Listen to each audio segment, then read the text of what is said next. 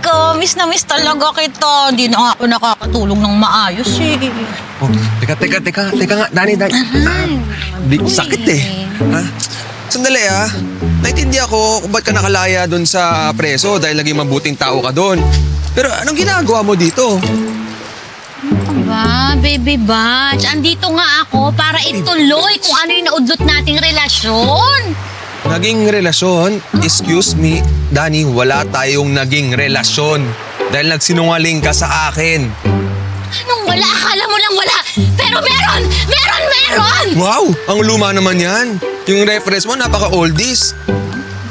Tsaka bawal ka dito kasi wala kang accommodations. Puno na kami. Accommodation.